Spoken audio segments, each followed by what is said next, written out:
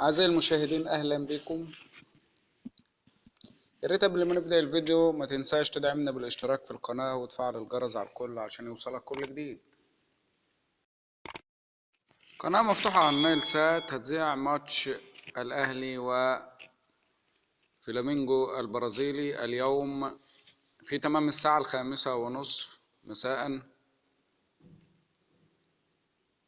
دي تردد القناة المفتوحة لمباراة الأهلي في كأس العالم للأندية. كيفية ضبط القناة على التردد على قناة ازدهار الجديدة 2023. بإمكان المشاهدين الاستمتاع بمشاهدة مباراة كأس العالم للأندية من خلال استقبال تردد قناة ازدهار الجديدة 2023 عبر النايل سات، متبعين الخطوات الآتية. أقول لك إزاي تخش تظبط قناة تسمع عليها المطوشة. قم بالدخول إلى القائمة من خلال ريموت الكنترول. عليك تحديد التثبيت اليدوي. يتوجب عليك تحديد الأمر الصناعي. بعد كده هتدخل على تردد القناة اللي هقوله لك دلوقتي وهتكتب كافة البيانات المطلوبة منك. دي تردد القناة.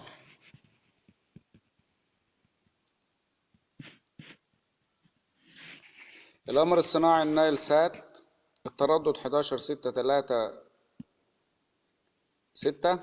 الاستقطاب عمودي، الترميز 27500. دي القناة المفتوحة على النايل سات بتذيع جميع مطوشة كأس العالم للأندية 2023. ما تنساش تدعمنا بالاشتراك في القناة وتفعل الجرس عشان يوصلك كل جديد من قناتنا. توفيق للنادي الأهلي إن شاء الله بالمكسب في بطولة كأس العالم للأندية ويحصل على المركز الثالث البرونزية. والسلام عليكم ورحمة الله وبركاته.